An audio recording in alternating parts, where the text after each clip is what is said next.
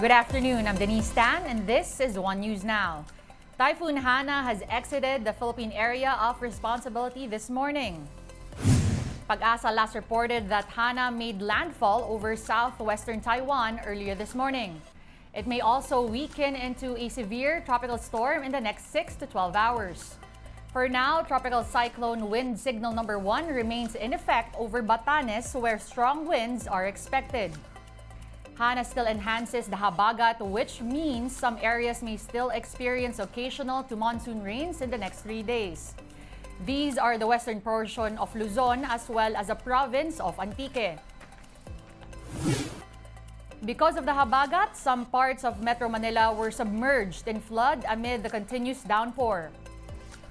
In Manila, gutter-deep floods were experienced along Rojas Boulevard this morning. In Valenzuela, up to 13-inch deep floodwaters were observed along parts of MacArthur Highway. Also in Valenzuela, some houses in Barangay Mapulang Lupa collapsed on Sunday morning after the heavy rains. 2 individuals were injured while at least 28 families have been displaced. Meanwhile, 2 people reportedly died due to the enhanced southwest monsoon. According to the NDRRMC's latest report, both deaths are still being validated. The government has also tallied 1 injured case and 1 missing individual. The inclement weather has affected over 500,000 individuals or over 140,000 families across 193 cities and municipalities. The weather also left more than 130 million pesos worth of damage to infrastructure. The Agriculture Department also reports that agricultural damage has climbed to 898 million pesos with the livelihood of more than 24,000 farmers affected. Over 39,000 metric tons of crops were also lost while nearly 35,000 hectares of land were damaged. Time to take a quick break. One News Now will be back with more stories after that. Stay with us.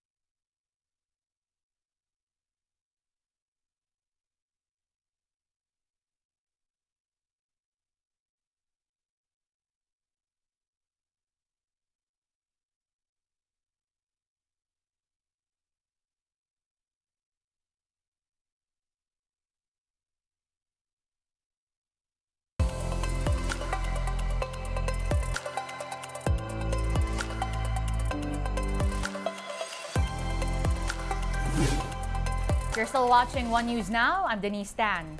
The price cap on rice will take effect starting tomorrow, September 5.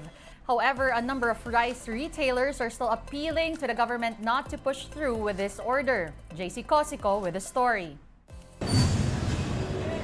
Based on the monitoring of the Agriculture Department, each kilogram of regular milled rice in Metro Manila ranges from 42 to 55 pesos, while the price of well-milled rice is at 47 to 56 pesos. But starting this Tuesday, the price of regular milled rice will drop to 41 pesos, while well-milled rice will be at 45 pesos. This is because of price ceiling on rice approved by President Bongbong Marcos. But even now, small rice retailers are already complaining. They say they can't source cheap rice to bring down the price of the grains to this level. Sana bigyan nila kami ng ganong bigas na pwede namin ibenta ng 41. Sila mag-supply sa amin.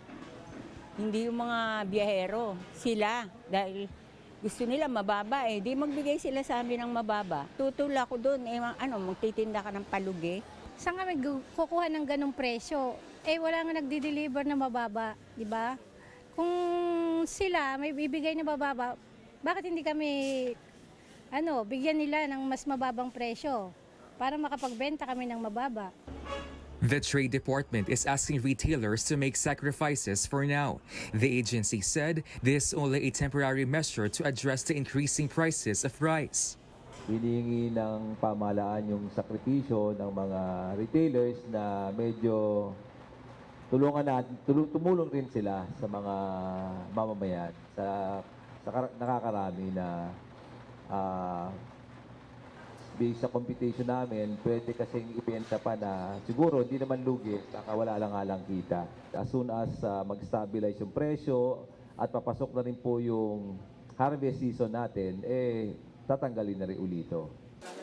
Several rice retailers are also seeking assistance while the price cap is being enforced. Some of them plan to not sell anymore because of this.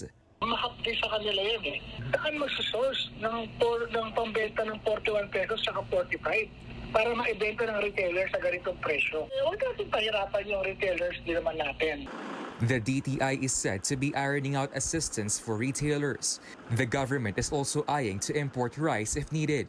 May mga pinag-usapan na subsidies and mga ganon, pero these are still in the works. Kinausap ng gobyerno ng India na buksan mo yung regular rice mo para makapag-export sa Philippines. So may mga parating na Indian rice. Tapos kinakausap rin yung ibang mga traders na maayos na ilabas na. The DTI will be conducting inspections in the markets to check if rice sellers are complying with the price cap. Those found to be violating the price ceiling may face administrative charges and fines ranging from 5,000 pesos to 1 million pesos. The agency will also focus on monitoring hoarders who are believed to be one of the reasons behind the continuous rise in rice prices. Extraordinary yung price surge. Masyadong kakaiba yung pagtaas ng bigas. So, malinaw na lumalabas na malinaw na may mga ebidensya ng hoarding and profiteering and price manipulation. Pero, kailangan imbestigahan, puntahan yung mga bodega, hanapin tong mga to. The DTI will collaborate with the Philippine Competition Commission to combat cartels and other entities that manipulate rice prices. For News 5, JC Cosico, we are One News. Finance Chief Ben Diokno is pushing for a review of the program offering free college education in state universities and colleges. Diokno called the program inefficient and wasteful, citing a rise in the dropout rate. Diokno proposes a national examination to qualify for the national subsidy.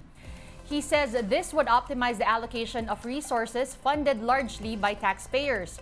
However, the group Alliance of Concerned Teachers, SUCs, is opposing Diokno's proposal. The group says Diokno's effort to quote scrimp on tertiary education subsidy appear contemptuous of the Filipino youth. We now give you a quick look at today's other top stories. The Bureau of Immigration plans to replace 50% of the manual counters in airports with electronic gates. The agency says this can lessen the processing time of travelers to 8 seconds from 45 seconds.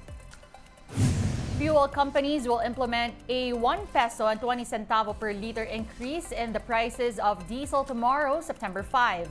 Gasoline prices will likewise be more expensive by 50 centavos. And COMELEC has logged over 1.3 million individuals who have filed their certificate of candidacy for the October 30 polls. The aspiring candidates will compete for about 672,000 barangay and Sangguniang Kabataan seats nationwide. One News Now will be back at 3:15 p.m. I'll see you then. I'm Denise Tan. We are One News.